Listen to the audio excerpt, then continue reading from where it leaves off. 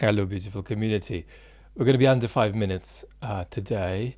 I just want to say something about war on Russian soil and Ukraine's escalating drone war, and then a little something about Mr. Prigozhin's death.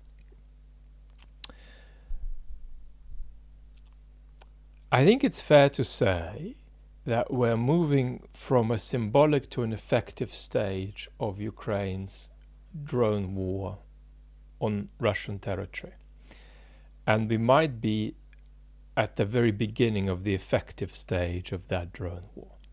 That's how I'd frame what we've seen over the last few days. A side point that's been plentifully discussed is the idea of significant drone attacks emanating not just from Ukraine's territory, but from Russian territory. And there are two things here we have to watch for. One is how the Putin regime responds to a situation where it might increasingly look like there are drone attacks emanating from Russian territory. How it might respond both to try to get a handle on that, but also how it might exploit that permanent risk as a way of justifying various kinds of repressive measures. Now, Prigozhin is biologically dead, but so long as we say it softly enough, alive. And he's alive in two ways.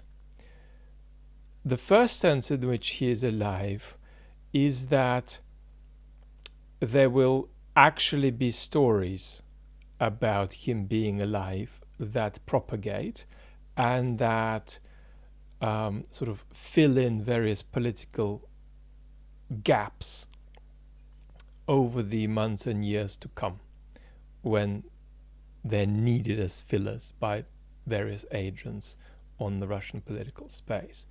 The second sense in which he is alive is the sustenance of the Prigozhin myth that can still be exploited in the future.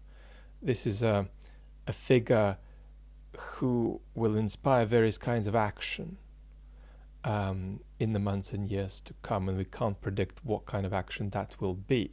However, none of that looks to be realistic as a short-term prospect, because in the days since the assassination of Mr. Prigozhin, there has been a kind of effective routinization of his demise.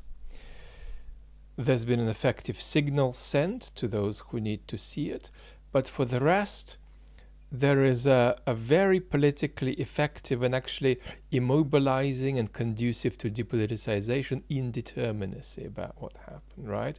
Not everything is so definite, is that Russian expression that can still apply to this. And it rather mitigates against collective action of any kind in relation to the Prigozhin assassination. There are the big picture threads that I have elaborated in the last couple of videos on Prigozhin, the video on the main channel, the two videos on the main channel about Prigozhin. But one story that I want to mention now is the unreadiness of the Russian state, and specifically the Putin regime, for the kind of war they've ended themselves up trying to prosecute. And this will create all kinds of bulges and explosions in the months to come. Inevitably, we just can't predict what they are.